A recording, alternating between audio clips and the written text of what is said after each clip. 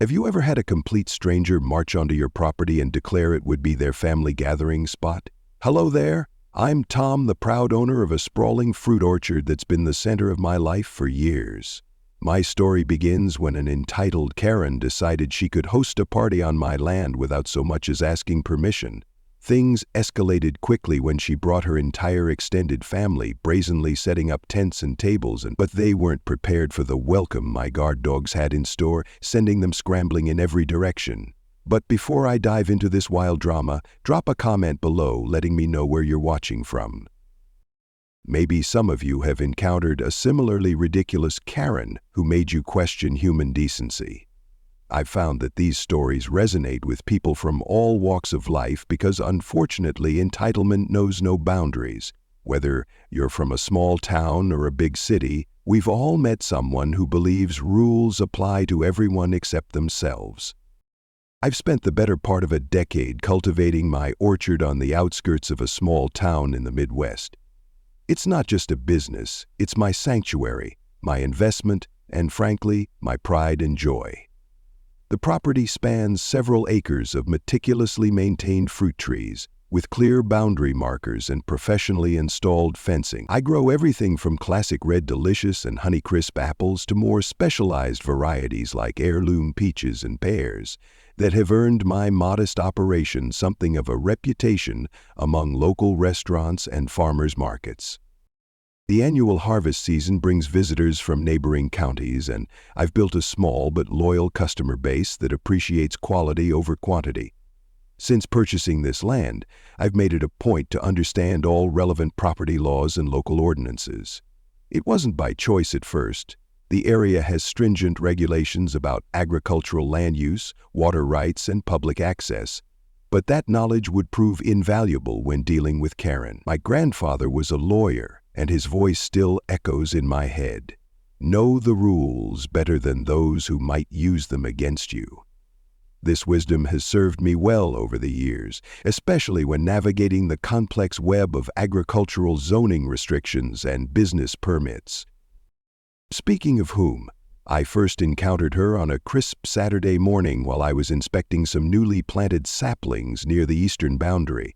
A silver SUV, an expensive model with custom wheels that looked more suited to suburban shopping malls than country roads, pulled up to my gate, and out stepped a middle-aged woman with a haircut that immediately set off alarm bells in my mind. She surveyed my property with an appraising look that made me uncomfortable, like someone mentally rearranging furniture in a house they don't own. Her designer sunglasses perched on her head, and her manicured nails tapped impatiently on my fence post as she continued her assessment. "Good morning," I called out, making my way toward the gate. My 3 German shepherds, Max, Duke, and Bella, trotted alongside me, well-trained and alert but not aggressive. The woman visibly tensed at the sight of the dogs, but quickly composed herself. "Can I help you with something?"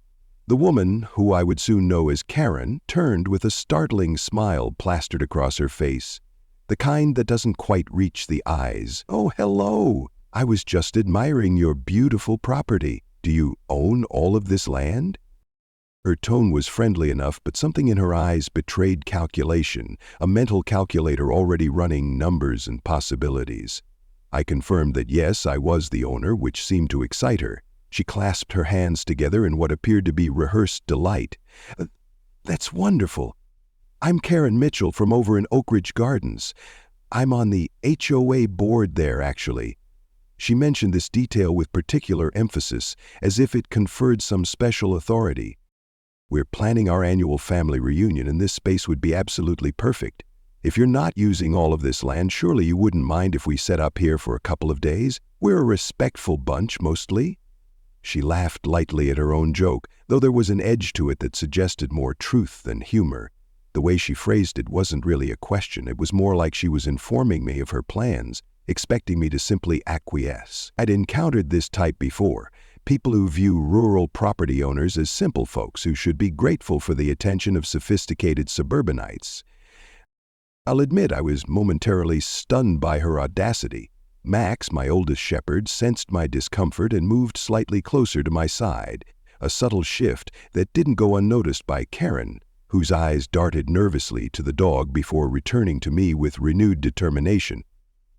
"I'm sorry, but this is private property," I explained, keeping my tone polite but firm. "I run a business here and I can't have large gatherings disrupting operations. These trees require careful maintenance and many areas are under active cultivation."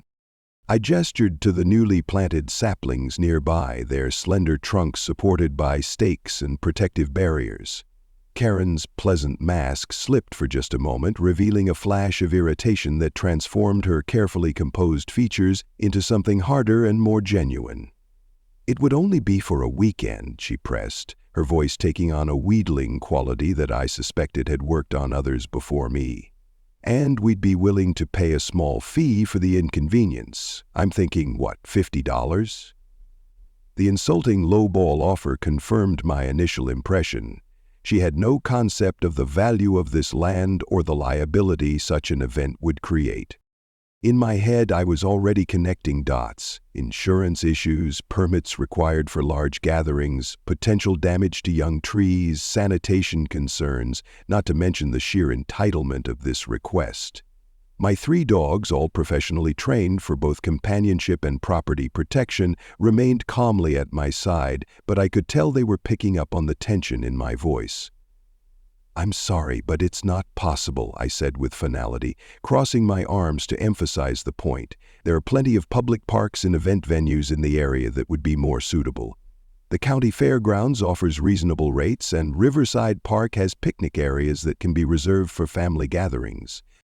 Karen's expression hardened as she realized I wasn't going to be swayed, her smile vanishing entirely as though she no longer saw the need to maintain the pretense.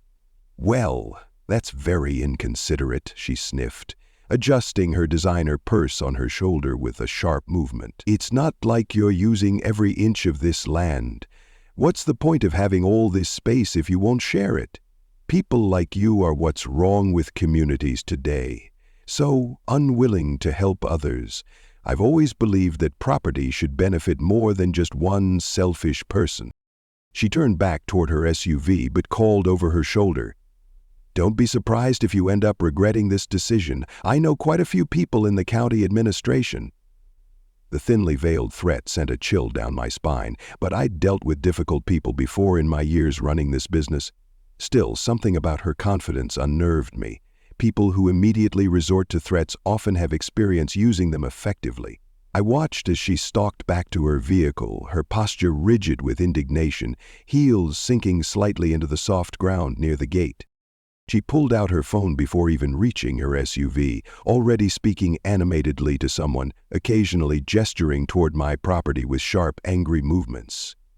As her vehicle pulled away, tires spinning a bit too aggressively on the gravel, I noticed something fluttering on my gate.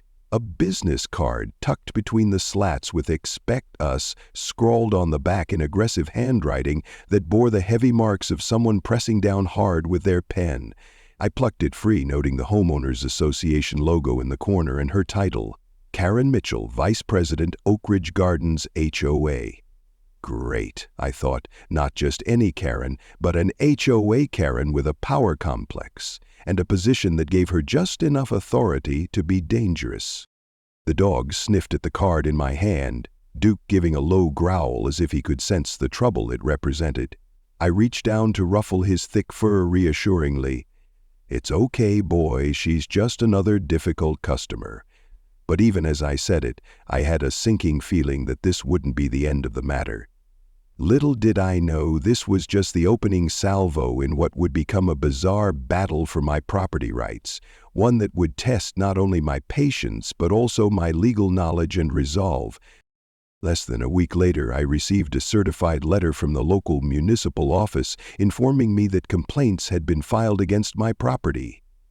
I recognized the telltale yellow envelope in my mailbox and felt my stomach tighten even before opening it. According to the notice, someone had reported excessive noise, claiming machinery operating outside permitted hours, potentially dangerous animals, my 3 trained guard dogs described as roaming freely and threatening passers-by, and violations of agricultural zoning provisions, alleging improper pesticide use and unauthorized structures. There were even suggestions that I might be operating a commercial business in an area not properly zoned for retail activities, a transparent attempt to undermine my farm stand that operated seasonally within all applicable regulations. The complaints were vague enough that they would require investigation, which meant inspections, paperwork, and potentially costly delays during my busiest preparation season. The letter also mentioned that a concerned citizen had provided photographic evidence, though no actual photos were included with the notice. I didn't need to be a detective to know exactly who was behind this. Karen had clearly decided that if I wouldn't give her what she wanted, she'd make my life difficult enough that I might reconsider. She had discovered what many property owners dread: the ability to weaponize regulatory bureaucracy against someone who wouldn't bend to her will. I'd seen this tactic before with other farmers in the area. One elderly couple nearly lost their heritage farm after repeated complaints from newcomers who'd built luxury homes nearby and then decided they didn't like the sight and sounds of actual agriculture in their picture-perfect country setting. Her strategy was clever in its simplicity: target aspects of my operation that would require the most time-consuming defense. Dog ownership permits required verification, including temperament assessments and training certificates. Noise complaints mandated monitoring over multiple days, potentially with expensive sound equipment. Agricultural practices might need environmental review, soil testing, and documentation of every chemical application for the past several years. Most people would probably throw up their hands and make concessions just to avoid the headache. The bureaucratic process itself becomes the punishment, regardless of whether any violations are actually found. I'd seen small business owners cave under similar pressure, agreeing to unreasonable demands simply because fighting back required too much time, money, and emotional energy. What Karen didn't realize was that she'd picked the wrong adversary.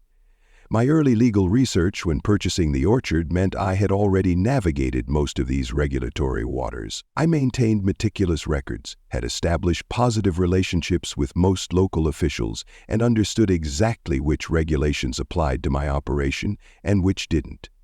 My dogs were properly registered, with all training certifications on file and up-to-date vaccinations documented. I had invested in professional training for them specifically because I understood the liability concerns of having large dogs on a property that occasionally welcomed visitors during harvest seasons.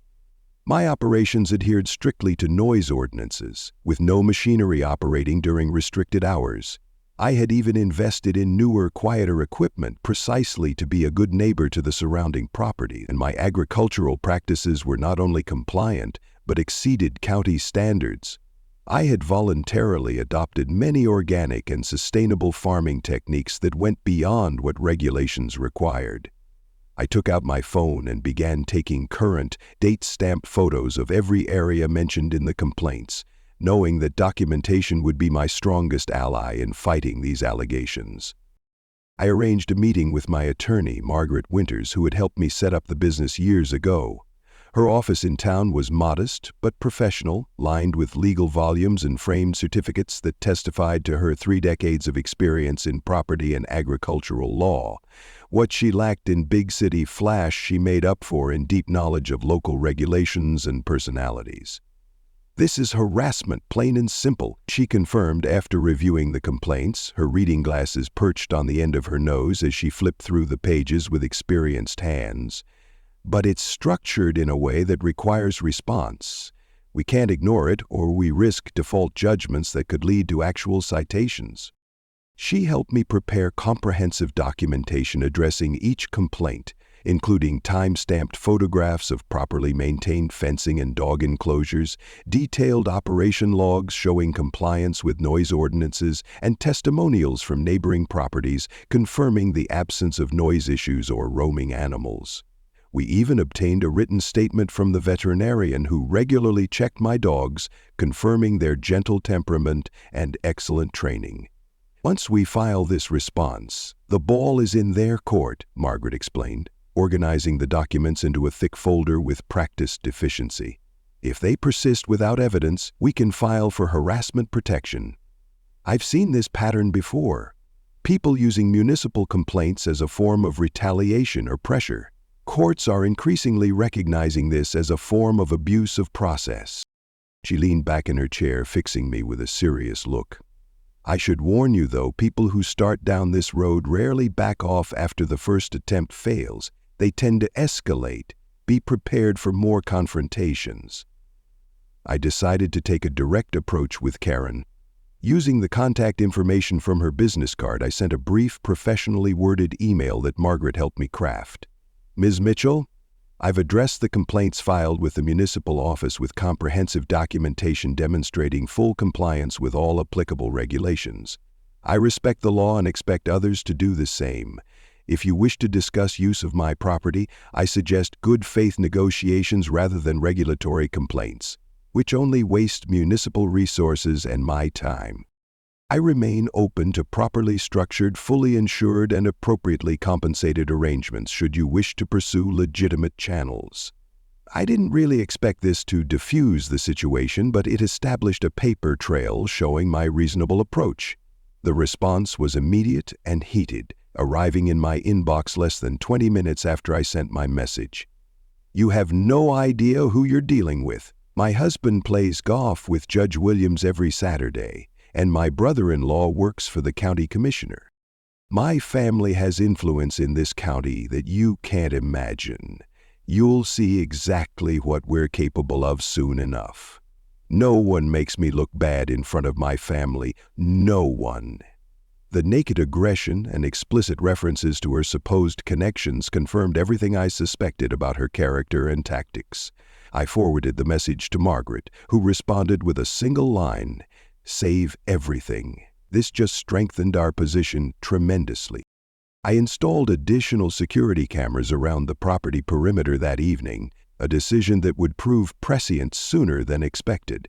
Just 3 days later, on a Sunday morning, my phone buzzed with security alerts. The cameras had detected movement at multiple points along my eastern boundary. I pulled up the live feed to see a procession of vehicles parking along the county road adjacent to my property. Men and women were unloading folding tables, coolers, and what appeared to be party supplies.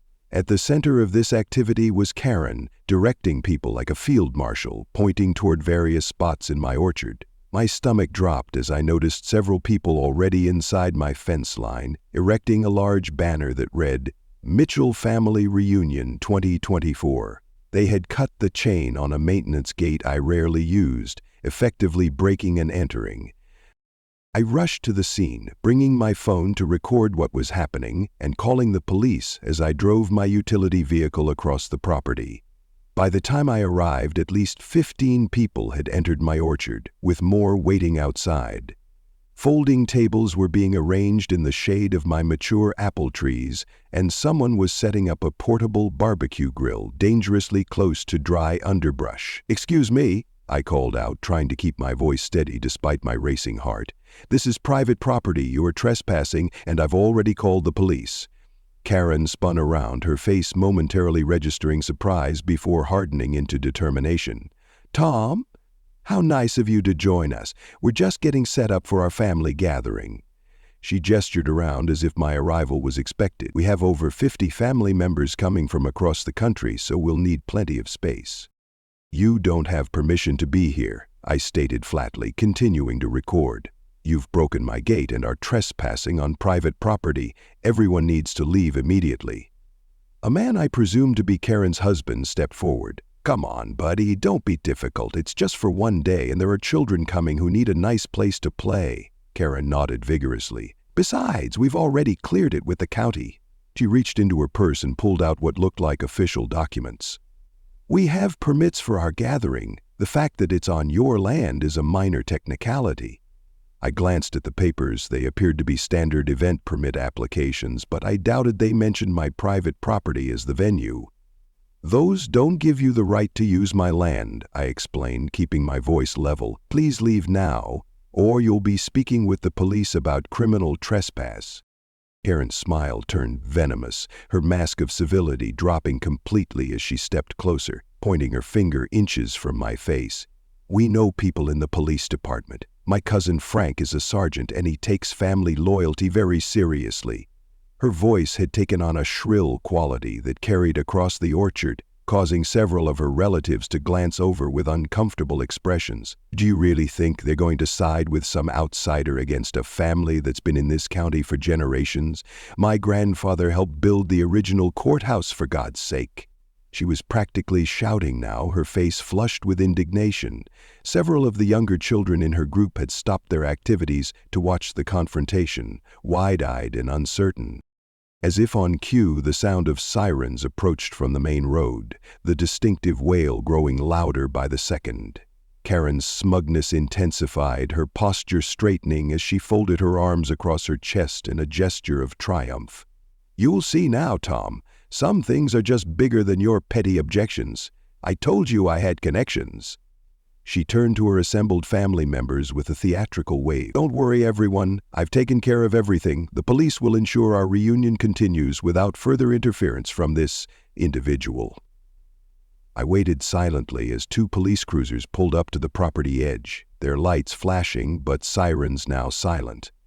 My heart sank slightly as I recognized neither vehicle as belonging to officers I knew. The first officer to approach was a young man I'd never seen before, his uniform crisp and new, suggesting he might be relatively new to the force and potentially more easily swayed by claims of local influence.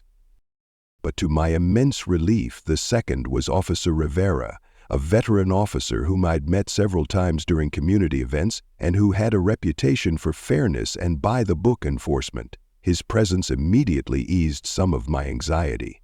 Karen immediately advanced toward them with the confident stride of someone who believed they had the upper hand, her designer shoes sinking slightly into the soft orchard soil. "Officers, thank goodness you're here," she called out, injecting her voice with a tremulous quality that hadn't been present moments before. "We're just having our family reunion, and this man is threatening us. He's got dangerous dogs and has been intimidating our children. We have all the proper permits, I assure you."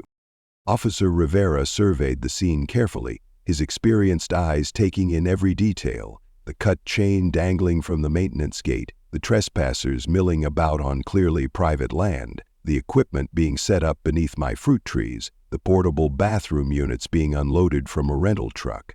He noticed my security cameras positioned strategically around the property and the clear "no trespassing" and "private property" signs posted at regular intervals. His expression remained professionally neutral, but I could see the slight tightening around his eyes that suggested he understood exactly what was happening. He then turned to me with a respectful nod. "Mr. Lewis, what's your side of this?"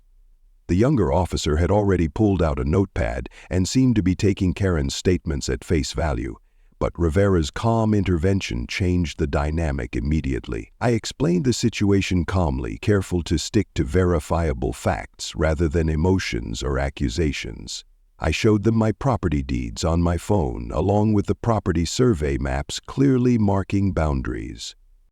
I pulled up the security footage showing Karen's family members cutting through the chain on my gate and the timestamps proving when they had first entered without permission. I also mentioned the previous harassment through regulatory complaints, showing them the county notices and my comprehensive responses. "I have documentation of this ongoing situation," I explained, including threatening emails from Ms. Mitchell after I declined to let her use my property for free. "I don't want to press charges if everyone leaves peacefully right now," I concluded, "but this is unquestionably trespassing, and the property damage to my gate is a separate issue." The younger officer seemed swayed by Karen's theatrical indignation and constant interruptions, but Officer Rivera had been in the force long enough to recognize the situation for what it was. He held up a hand to silence Karen's latest attempt to talk over me. "Ms. Mitchell, I need to ask you a direct question." His tone was professional but firm, the voice of authority that brooked no argument. "Do you have written permission from Mr. Lewis to use this property?" Karen's confident demeanor faltered for the first time, her rehearsed speech about community values and family traditions suddenly irrelevant in the face of this simple legal question. She stuttered, her hand clutching her purse where she'd been reaching for her supposed documentation. "We have event permits. The county approved our gathering. I have the paperwork right here." She fumbled with a folder, pulling out papers with official-looking letterheads. Rivera didn't even look at them, maintaining steady eye contact with Karen. "That doesn't cover private property access. A county event permit applies to public spaces or private property with owner consent. You need the owner's explicit permission to be here legally. Do you have that permission in writing?" Karen's eyes darted to her family members, some of whom were now openly backing away from the confrontation, clearly realizing they had been misled about the legitimacy of the gathering location. After some back and forth, with Karen alternately pleading, demanding, and attempting to intimidate the officers with dropped names of local officials, Officer Rivera and his younger colleague managed to broker an uneasy compromise that still protected my legal rights while diffusing the immediate tension. The Mitchells would remove their equipment and leave the property entirely, but no charges would be filed for the gate damage if they departed promptly and without further incident. Rivera made it clear that this was a one-time courtesy, and any future unauthorized entry would result in immediate trespassing charges. "The property owner has been more than reasonable," Rivera explained to the group at large, many of whom now looked embarrassed to be part of the situation.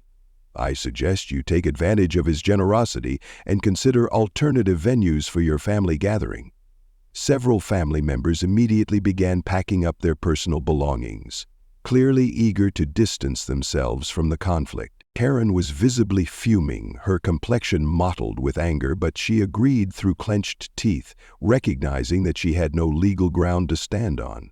As her family began dismantling the tables and tents they'd started to erect, she remained behind, waiting until the officers were speaking with some of her relatives before approaching me. Her voice was low and venomous, meant for my ears alone. "This isn't over.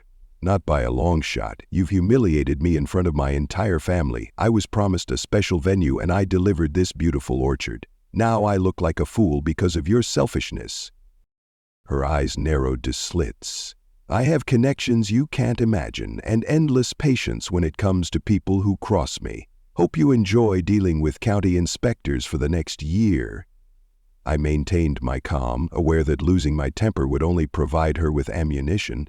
"Please just leave my property, Miss Mitchell. Any further threats will be reported." She stormed off toward her SUV, barking orders at her increasingly unenthusiastic family members to hurry up. I believed her threats weren't empty. This woman had already shown she was willing to go to extraordinary lengths to get her way, or to exact revenge if thwarted. Her ego had been bruised in front of her extended family, and people driven by pride and appearance are often the most dangerous when humiliated. I knew I needed to be prepared for whatever came next, which would likely be more sophisticated than this frontal assault on my property. That evening, after checking and reinforcing all my boundary fences and gates, I sat down at my computer with a cup of strong coffee and began researching the local event permit requirements in detail. I confirmed my suspicion that any gathering of more than 25 people required specific permits that differed from general event permits, with additional requirements for food service, alcohol consumption, and sanitation facilities. If Karen was planning to host 50 family members as she'd claimed, she would need approvals she almost certainly didn't have, and that she couldn't obtain without property owner consent forms that I obviously hadn't provided. I also took the time to check her social.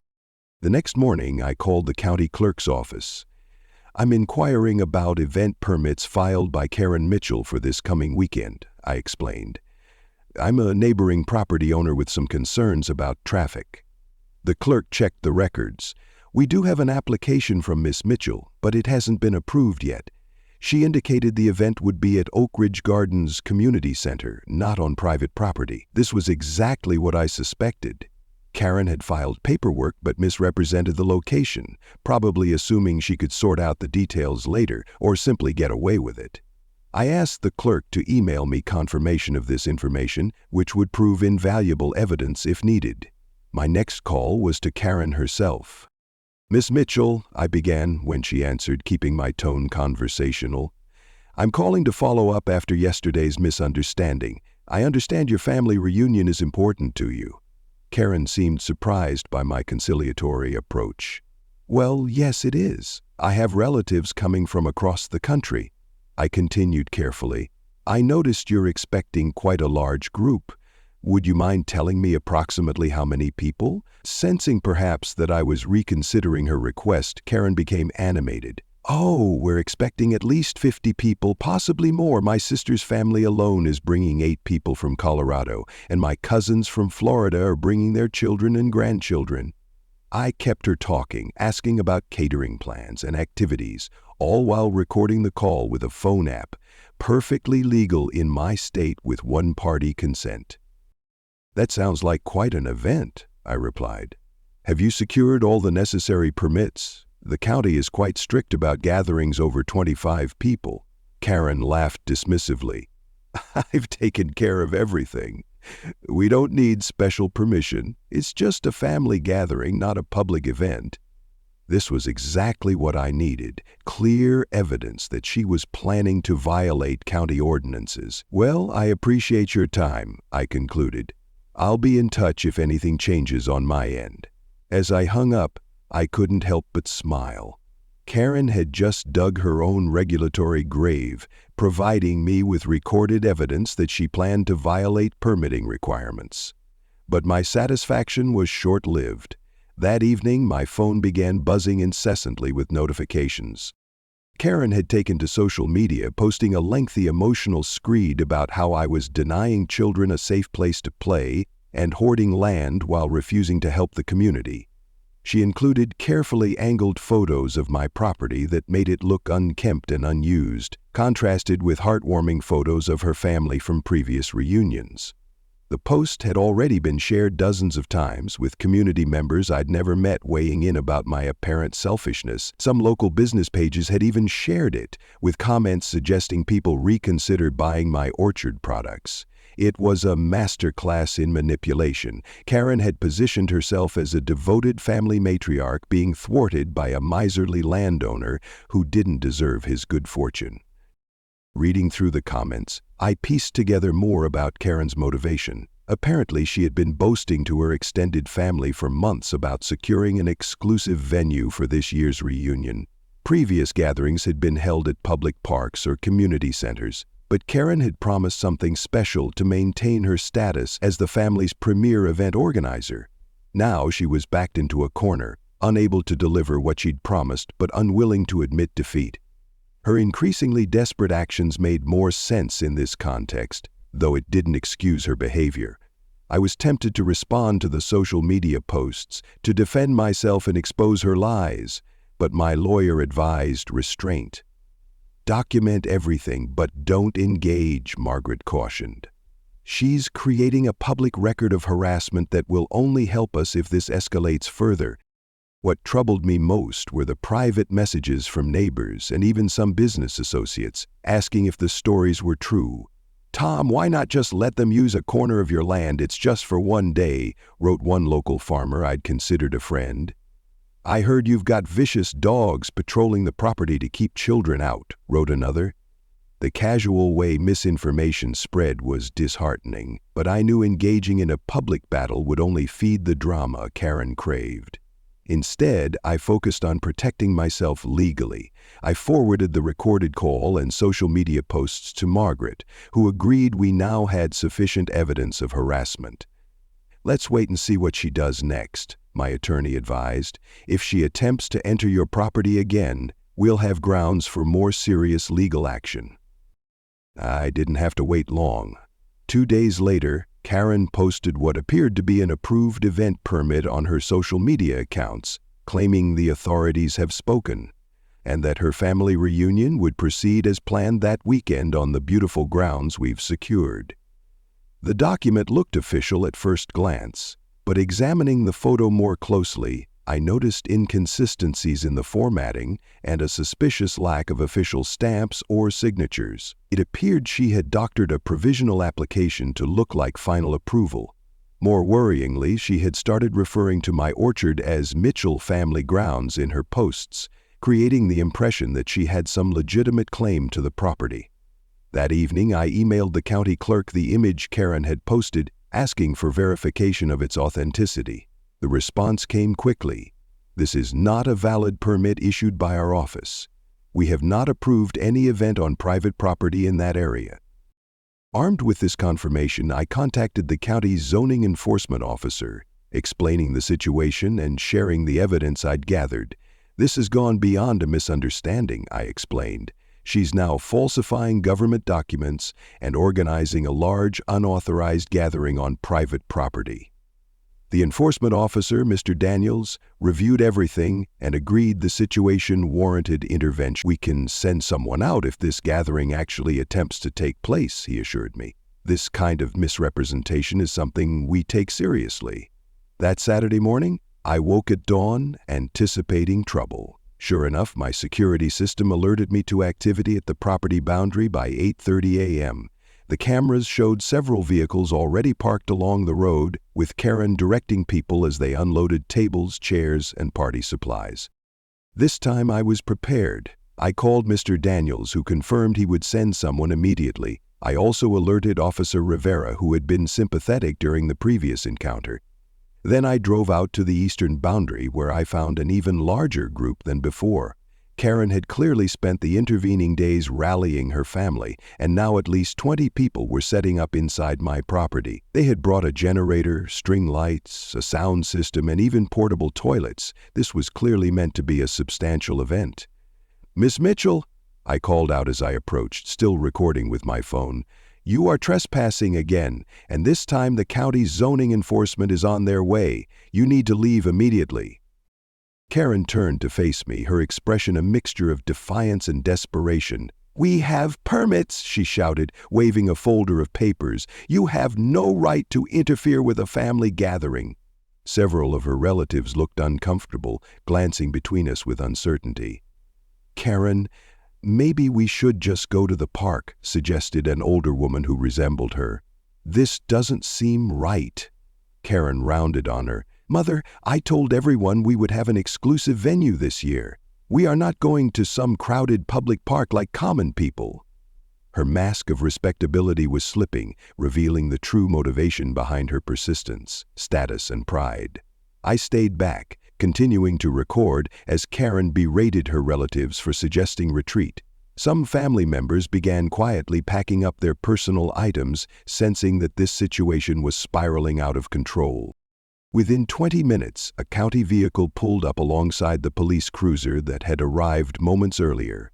Mr. Daniels emerged with Officer Rivera, both surveying the scene with professional concern. "Miss Mitchell," Mr. Daniels called out, "I'm from county zoning enforcement. We need to speak about this gathering." Karen attempted to maintain her composure, striding toward them with her folder of papers. "I have all the necessary approvals right here," she insisted, thrusting the documents forward. Mr. Daniels examined them briefly before shaking his head. "These are not valid permits, ma'am. This appears to be an altered application form, not an approval. Additionally, you've indicated a different location than where you're currently setting up." Karen's face flushed red. "There must be some mistake. I filed everything correctly." Officer Rivera interjected, "Regardless of permits, Ms. Mitchell, this is private property and Mr. Lewis has not given permission for its use. Your group needs to vacate immediately." The official presence seemed to break the spell for many of Karen's relatives, who began openly collecting their belongings and heading for their vehicles. Karen watched in horror as her grand plans disintegrated. "This is all your fault," she shouted, pointing at me accusingly. "You could have just been neighborly." Just then, my 3 guard dogs, German shepherds trained for property protection, began barking from the interior of the orchard where they'd been contained. They were responding to the commotion, their deep barks carrying across the property. Karen seized on this new development. "See? He's threatening us with attack dogs. I told you all he was dangerous." Mr. Daniels looked unimpressed. "The dogs are secured and doing exactly what guard dogs are supposed to do, alerting to trespassers on private property." He turned back to Karen. "Ms. Mitchell, I'm issuing a citation for attempting to hold an unpermitted gathering. This carries a fine of $500. You're fortunate Mr. Lewis hasn't pressed charges for trespassing and property damage." Karen's indignation reached new heights as she was handed the citation. Several of her family members looked mortified, hurrying to their cars to avoid further association with the scene. As the crowd thinned, Karen found herself increasingly isolated, her grand plans in tatters. She glared at me with undisguised hatred, before storming to her SUV, slamming the door with enough force to rock the vehicle. I thought that would be the end of it. A humiliating defeat would surely deter further attempts. I was wrong. The following morning, Karen arrived at my property alone, except for a man I later learned was her husband, Robert. I was checking irrigation lines near the front entrance when they pulled up, parking haphazardly across my driveway. Karen emerged like a storm cloud, her face set in grim determination. "You've made a complete fool of me," she seethed, marching toward me with Robert trailing behind, looking considerably less enthusiastic about this confrontation. "My family thinks I'm a liar because of you. My sister is saying we should let someone else organize next year's reunion." Her voice rose with each sentence, her composure cracking under the weight of her wounded pride. "Mitchell, you need to leave," I said firmly, already reaching for my phone. "This is harassment and you're trespassing again." Karen's laugh was bitter and sharp. "Harassment? You haven't seen harassment yet. I'm going to make it my personal mission to run you out of business. Everyone in the county will know what kind of person you really are." Robert placed a restraining hand on her arm. "Karen, that's enough. Let's go home and cool off." She shook him off violently. "No, he needs to understand he can't treat people this way." She advanced toward me, finger jabbing the air. "You think you're so clever with your permits and your lawyers. You've humiliated me in front of my entire family." I stood my ground but maintained distance. "Your actions humiliated you, Ms. Mitchell. Now please leave before—" I didn't get to finish. Karen lunged forward suddenly, shoving me hard in the chest. Caught off guard, I stumbled backward, my foot catching on an irrigation line. I fell hard, the back of my head striking the ground with enough force to momentarily disorient me. "Karen," Robert shouted, genuine alarm in his voice. "Have you lost your mind?" Through my daze, I was vaguely aware of movement and barking. My dogs, who had been in their enclosure nearby, were now racing toward us, responding to what they perceived as an attack on their owner. 3 large German shepherds, all trained for protection work, converged on the scene, barking ferociously. Karen's expression transformed from rage to terror in an instant. "Call them off!" she screamed, backpedaling so quickly she nearly fell. Robert was already retreating to their vehicle at a near run. My dogs, while trained not to attack without command, circled and barked aggressively, positioning themselves between me and the perceived threats. I sat up slowly, my head throbbing, and called to the dogs. "Guard only!" They responded immediately to the command, ceasing their advance but maintaining their protective stance, continuing to bark. Karen had backed all the way to her SUV, clambering inside with frantic movements. Robert had already started the engine, and the vehicle reversed in a spray of gravel, nearly colliding with the fence post in their haste to escape. I checked my phone, which had fortunately been recording the entire encounter. The timestamp showed only 3 minutes had passed from their arrival to their panicked departure. It felt much longer. I called Officer Rivera directly, reporting the assault and explaining that I now had video evidence of Karen's escalating behavior. "I'll need medical attention too," I added, feeling the growing lump on the back of my head. She pushed me and I hit my head when I fell. Within 15 minutes, both a police cruiser and an ambulance had arrived. The paramedics confirmed I had a mild concussion but no serious injury. Officer Rivera reviewed the video footage on my phone, his expression growing increasingly serious. "This is clear assault," he confirmed. "The video shows she initiated physical contact that resulted in injury. Do you want to press charges?" I nodded, wincing at the movement. "Yes, this has gone far beyond a misunderstanding or a neighborhood dispute. She needs to face consequences before this escalates further." While the paramedics were preparing paperwork for me, Rivera's radio crackled. After a brief exchange, he turned back to me with a bemused expression. "Apparently Miss Mitchell is at the station right now filing a complaint about vicious dogs and claiming you set them on her. Her story might be a bit harder to maintain when she sees this video." The irony wasn't lost on me. Karen was so committed to being the victim that she had rushed to file a report, not realizing I had documented evidence contradicting her version of events. 2 weeks later, I sat in a county courtroom as Karen was formally charged with assault, trespassing, filing a false police report, and forgery of government documents for the altered permits. The evidence was overwhelming. My video footage, the testimony of county officials, and even statements from her own family members who had grown concerned about her behavior. Robert, looking haggard and embarrassed, sat at the back of the courtroom, notably separate from his wife. Karen's attorney had advised her to accept a plea deal, which included community service, a significant fine, and a restraining order requiring her to stay at least 500 feet from me and my property. As the judge summarized the agreement, Karen stared straight ahead, her expression unreadable behind a rigid mask of composure.